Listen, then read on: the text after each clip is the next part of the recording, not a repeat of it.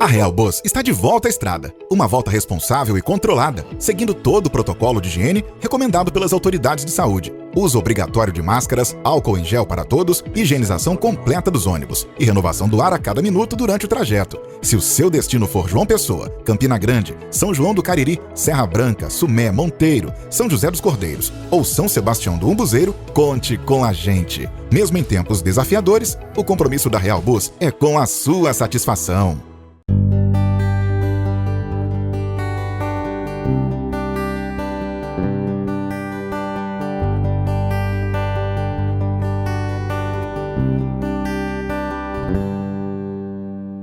A igreja é um lugar de refúgio, porque a igreja é a casa de Deus. A igreja é a família de Deus. A igreja é o corpo de Cristo. Ali você encontra o evangelho da esperança, o evangelho da nossa salvação, a mensagem da graça e do amor de Deus. A igreja é um lugar onde ricos e pobres, doutores e letrados, grandes e pequenos, se assentam lado a lado, sem qualquer diferença, sem nenhuma acepção. A igreja é um lugar de perdão para aqueles que caíram, aqueles que resvalaram os pés, aqueles que tropeçaram na vida, aqueles que enfrentaram as agruras de uma queda moral, que estão talvez envergonhados, cheios de culpa, encontram na igreja o evangelho da graça que oferece perdão ao pecador. A Bíblia diz que Deus tem prazer na misericórdia e Deus é rico em perdoar. Não há pecado que Deus não perdoe. Há esperança para você e a igreja é este lugar de abrigo para a sua alma, mas também a igreja é lugar de cura. Há muitas pessoas hoje doentes emocionalmente, talvez enfermas da alma, com crises existenciais, com as dores mais profundas latejando no peito e na igreja, a igreja do Deus vivo, onde a palavra de Deus é pregada com fidelidade, aí você encontra certamente cura, porque o Evangelho restaura a alma. A palavra de Deus é vida e traz vida para a sua vida. Venha para a igreja. Por mais difícil que seja a circunstância que você esteja vivendo, por mais dramática que seja a sua experiência, venha para a casa de Deus. Aqui você encontrará pessoas que vão amar você e que você vai encontrar a palavra de Deus que vai restaurar a sua alma.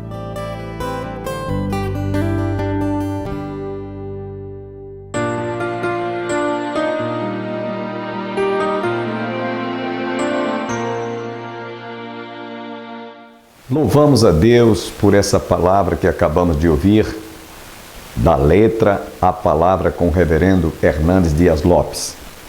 Um lugar de refúgio é na presença de Deus, é em oração, joelhos dobrados, coração contrito e principalmente quando nós estamos a sós com Deus.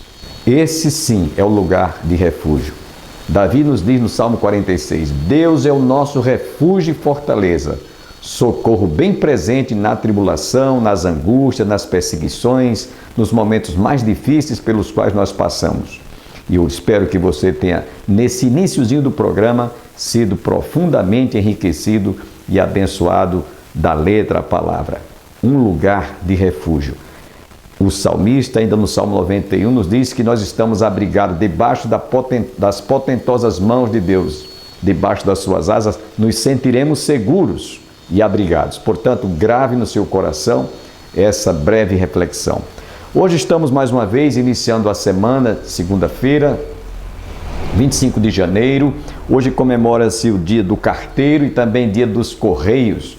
Nós queremos parabenizar a todos os profissionais que trabalham nos correios, principalmente os carteiros que estão sempre levando encomendas, cartas, correspondências aos destinatários. Deus os abençoe, vos guarde e vos proteja, e vocês estejam também imunes dessa doença que está aí fazendo milhares e milhares de pessoas serem infectadas. Hoje estaremos ouvindo logo mais uma reflexão que nós ministramos em nosso templo, ministrando a palavra de Deus, estudo este muito importante sobre o Salmo 23. Esperamos que você continue com seu coração aberto e receptivo para receber esta palavra. Estivemos, portanto, ministrando durante alguns dias e ainda estamos pregando sobre esta mensagem. Fiquemos, portanto, com a conclusão dessa palavra que nós ministramos em nosso santuário.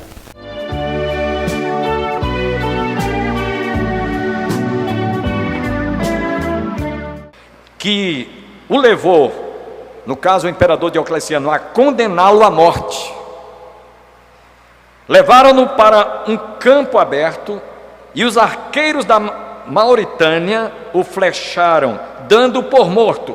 Abandonaram-no preso a uma árvore. Ele ficou afixado na árvore, por isso tem aquelas duas flechas. Como Deus não abandona o seu servo, Sebastião, por um milagre, resistiu às flechadas e sobreviveu. Isso está muito parecido com a história do nosso presidente Jair Messias Bolsonaro, né? Parece uma coincidência, né?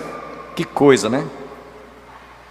Não muito depois, foi encontrado por uma piedosa viúva que cuidou de suas feridas, e após a sua recuperação, o valente Sebastião se apresentou ao imperador Diocleciano, censurando por sua crueldade, exortando-o a deixar de adorar os falsos deuses pagãos, mediante suas imagens de escultura.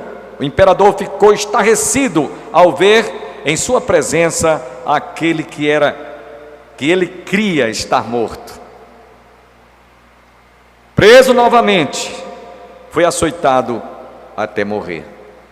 Essa é a história, irmão Aurizete, do nosso São Sebastião. Eu acho que o presbítero Sebastião nunca tinha ouvido falar sobre essa história. Meus irmãos, no Salmo 135, versículos 15 a 17, falando sobre os ídolos que São Sebastião combateu, diz que eles têm boca, mas não falam, têm olhos, mas não enxergam, têm ouvidos, mas não ouvem, têm boca, mas não falam, têm pés, mas não andam, têm mãos, mas não apalpam. Sejam, ou tornem-se semelhantes a eles os que os fazem e tantos quantos o adoram. Foi essa mensagem que São Sebastião chegou para o imperador Diocleciano e disse: olha, você está errado, e veja que crueldade você cometeu contra mim. Ele simplesmente estava confessando o nome de Jesus, por isso foi perseguido. Meus irmãos, eles não podem falar, os ídolos, não podem pensar, são carregados, como já dissemos, não podem caminhar, têm mãos, mas não apalpam, tem boca, não falam, tem olhos, mas não enxergam, e são estes ídolos que os dogmas do romanismo preferiu dar credibilidade e desprezar a veracidade das escrituras sagradas. Me perdoe, você que é católico, mas a verdade é essa. Quer você ache bom, quer você ache ruim, quer você goste ou não goste, a verdade seja dita.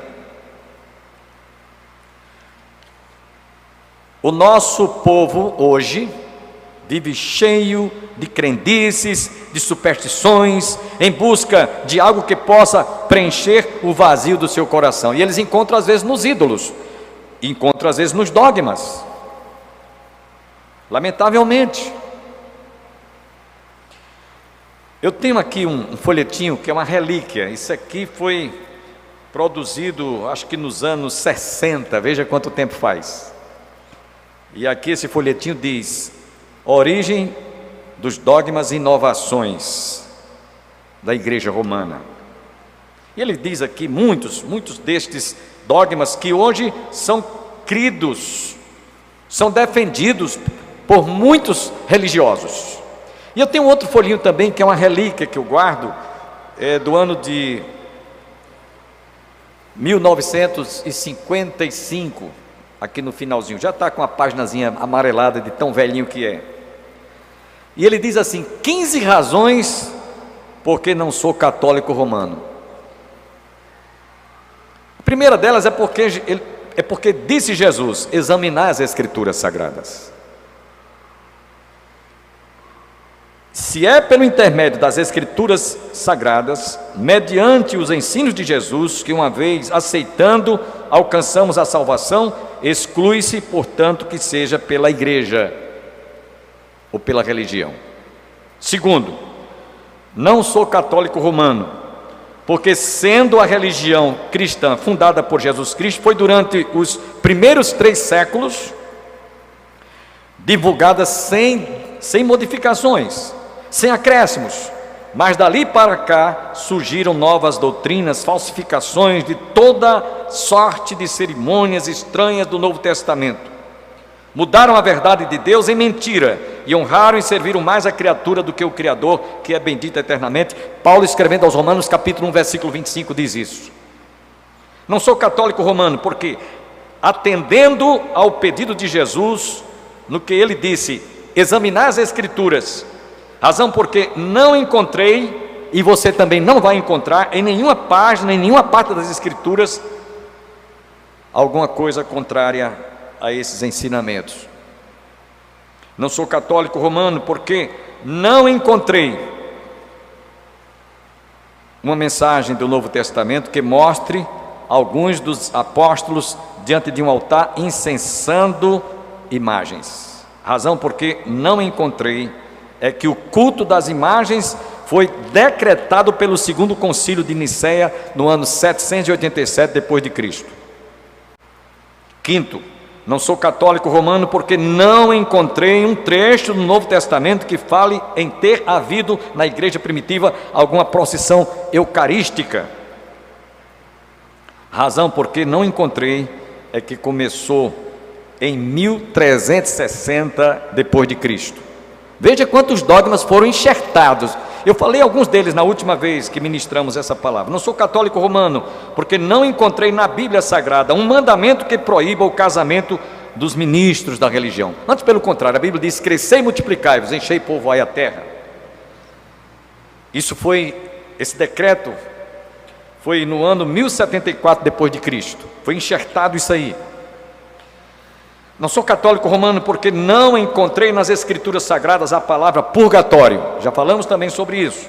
Razão porque não encontrei é que não existe e foi confirmado pelo Concílio de Trento no ano de 1563 depois de Cristo. Daí para trás nenhuma alma ia para o purgatório, pois não estava ainda criado pelo Papa.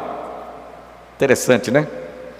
Nono, não sou católico romano, porque não encontrei uma passagem no Novo Testamento que mostre alguns dos ministros da igreja primitiva aspergindo água benta no caixão de um morto e fazendo-lhe, encomendando a sua alma. A razão por que não encontrei é que foi criado esse credo, ou esse dogma pela igreja católica, e a fabricação de água benta apareceu no ano 1000 depois de Cristo. Décimo, não sou católico romano porque não encontrei na palavra de Deus que se deve orar e render culto aos santos e aos anjos. A razão por que não encontrei é que foi criado pela igreja católica no ano 788 depois de Cristo, e o culto das imagens foi decretado pelo segundo concílio de Nicéia em 787 depois de Cristo. 11ª razão, não sou católico romano porque não encontrei nas Escrituras Sagradas que entre Deus e os homens há outro mediador, intercessor fora de Jesus Cristo. 1 Timóteo 2,5. 12ª razão, não sou católico romano porque não encontrei na Bíblia Sagrada a confissão auricular. Razão porque não encontrei é que foi estabelecida como doutrina pelo 4º concílio de Latrão em Roma no ano de 1215 depois de Cristo. 13º motivo, razão, não sou católico romano porque não encontrei nas Escrituras a transubstanciação, doutrina da hóstia transformada no corpo de Cristo, ossos, carne, nervos, unhas, cabelos, sangue, espírito e divindade. Eu falei até aqui para vocês que nesse período em que foi estabelecido essa confissão, enxertado esse dogma, os cristãos foram tratados, foram chamados de canibais. Quando eles estavam celebrando a ceia, diziam ou interpretavam eles que vocês são canibais porque estão comendo o corpo e bebendo o sangue de Jesus. Jesus disse fazer isto em memória de mim.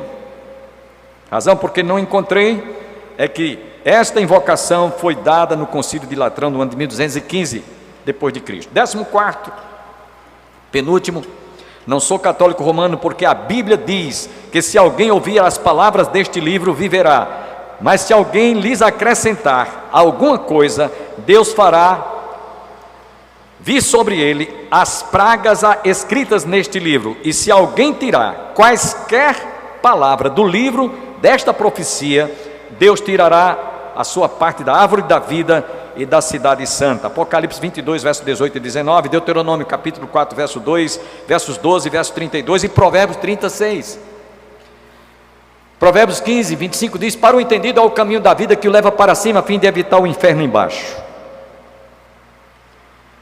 15º e última razão, não sou católico romano porque disse Jesus em Apocalipse: saí dela, povo meu, para que não sejas participante dos seus pecados e não tomes parte nas suas pragas. Apocalipse capítulo 18, versículo 4.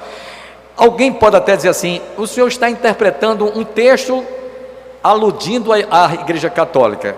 Sabe por quê? Muitos intérpretes, muitos estudiosos defendem essa teoria, porque Babilônia significa confusão na mente do povo. E aí Deus diz: sai dela, sai de Babilônia, chega de confusão. A palavra de Deus não traz confusão, pelo contrário, traz esclarecimento, derrama luz na nossa mente e no nosso coração. Eu quero terminar dizendo para você, que é um leitor inteligente, que é uma pessoa que sabe fazer distinção entre a mão direita da mão esquerda, o que é bom, o que é ruim, o que está errado, o que está certo. Todas essas 15 advertências que eu acabei de ler, está aqui nesse folhetinho. Esse folhetinho tem muito tempo de vida, já está amarelado, de tantos anos. Você pode bater em tudo que é de porta, pode bater em todas as portas, buscando ou em busca ou procurando a verdade, mas a verdade única está aqui, nas Escrituras Sagradas. No dia em que você tiver um encontro pessoal com Jesus, no dia em que você nascer de novo, no dia em que você se tornar uma nova criatura, você deixará de ser uma pessoa religiosa e passará a ser um cristão por haver nascido de novo.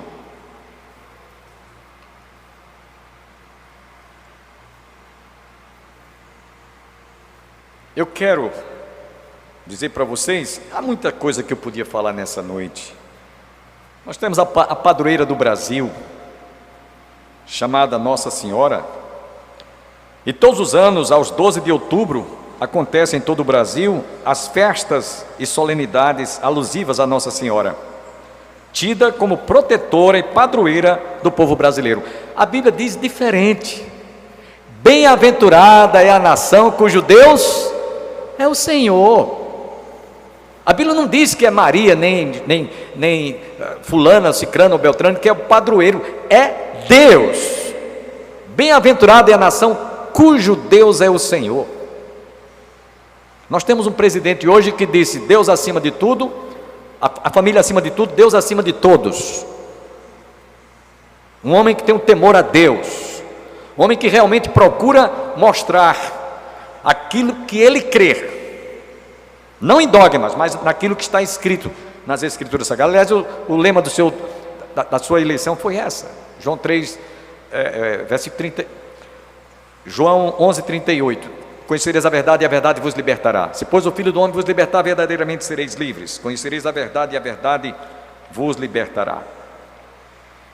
Então, melhor é você acatar o conselho do apóstolo João, que nos faz a seguinte advertência: filhinhos, guardai-vos dos ídolos, guardai-vos desses dogmas, dessas indulgências que estão trazendo confusão à mente de muita gente que não passa de religiosos, porque são pessoas que desconhecem, que não conhecem a veracidade das Escrituras Sagradas.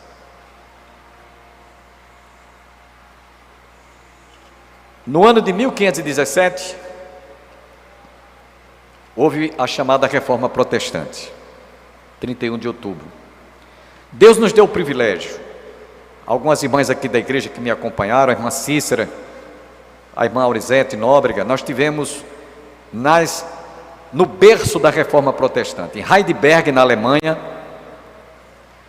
em Berna e Genebra, na Suíça. Visitamos in loco o que foi que aconteceu no dia 31 de outubro do ano de 1517. Vários reformadores, vários, não foi um nem dois, foram vários, já vinham trabalhando há décadas, procurando corrigir, procurando levar a igreja, ou os cristãos, deixarem de serem religiosos, de acreditar em mentiras e em dogmas religiosos, ou em indulgências, e crer somente nas Escrituras Sagradas. Esses homens trabalharam e lutaram. Nós tivemos inclusive visitando algumas residências. Teve um deles chamado John Wycliffe, que viveu no ano de 1384. Ele era um líder inglês, religioso, e ele começou a enxergar essas coisas erradas, que até hoje ainda estão em vigor, na cabeça de muita gente. John Wycliffe estudou e ensinou em Oxford maior parte de sua vida, e em uma obra de 1376, intitulada Sobre o Senhorio Civil, ele exigia uma base moral para a liderança eclesiástica, onde Deus concedia aos líderes eclesiásticos o uso e a posse dos bens, mas não a propriedade como um depósito a ser usado para a sua glória. Essa doutrina agradava aos nobres, que esperavam se apoderarem das propriedades da igreja romana. Eles e o João Glant protegeram Wycliffe para que a igreja de Roma não perseguisse a ponto de matá-lo. João Wycliffe, a partir de 1378, a se opor aos dogmas da igreja romana, com ideias revolucionárias, atacou a autoridade do Papa em 1382, dizendo no livro que Cristo, e não o Papa, era chefe da igreja, é o cabeça da igreja. Afirmou que a Bíblia e não a igreja era a autoridade única para o crente, e que a igreja romana deveria se modelar segundo o padrão da igreja do Novo Testamento. Isso era a ideia de John Wycliffe.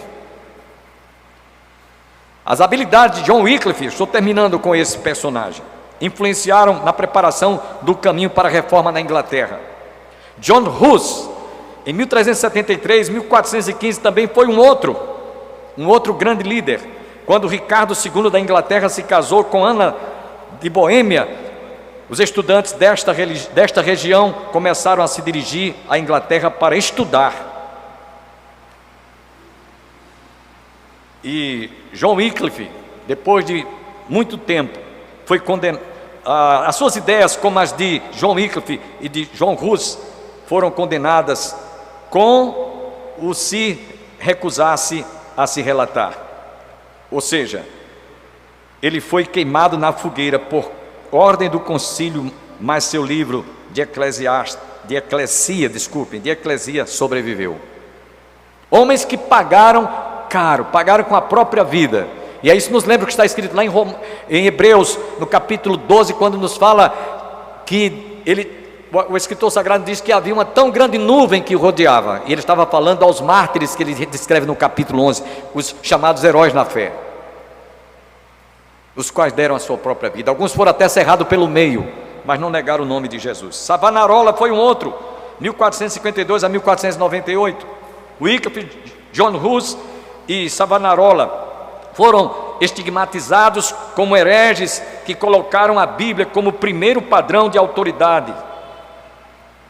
Savonarola também foi morto, e a sua morte foi queimado vivo. Irmãos, o tempo foi embora, e a gente não vai ter como concluir hoje essa parte, porque estamos mostrando, através da história da igreja, quantos mártires sofreram em combater ir na contramão da mentira. É como hoje, nós vamos ver lá adiante, ainda hoje, nós precisamos de uma nova reforma. A igreja precisa de uma nova reforma, porque enxertaram também muitas coisas em nossos dias, como naqueles dias havia indulgências e dogmas. Hoje nós encontramos a chamada teologia da confissão de fé, teologia da prosperidade, o neopentecostalismo. Isso tudo está errado, não está na palavra de Deus. Nós temos que combater isso. Portanto, que nós guardemos isso em nossos corações. Na próxima semana a gente continua, se Deus assim nos permitir. Nós vamos cantar, encerrando o culto, de número 525, que é um hino que sempre costumamos cantar ao término das nossas reuniões. Finda-se este dia que meu Pai me deu. Vamos cantar o hino anunciado, finda-se este dia que meu Pai me deu.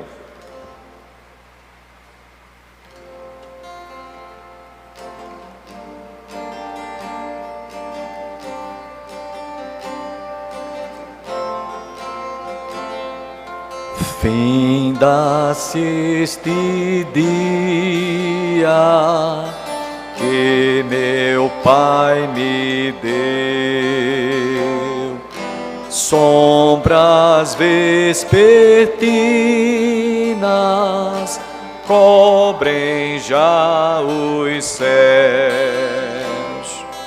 Ó Jesus bendito, se comigo estás, eu não temo a noite, vou dormir em paz. Hoje com pecados eu te entristeci, mas perdão te peço por amor de ti. Sou teu pequenino, livra-me do mal,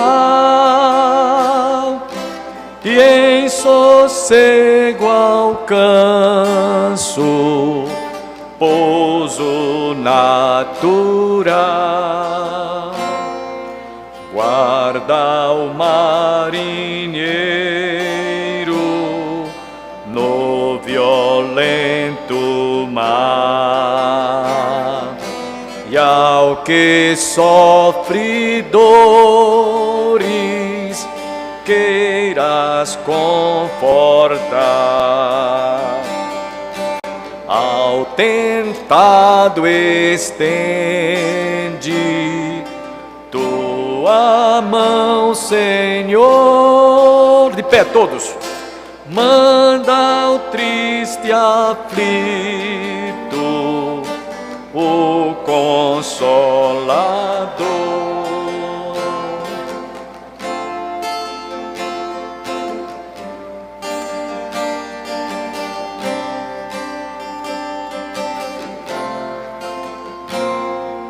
Pelos pais e amigos, pela santa lei, pelo amor divino,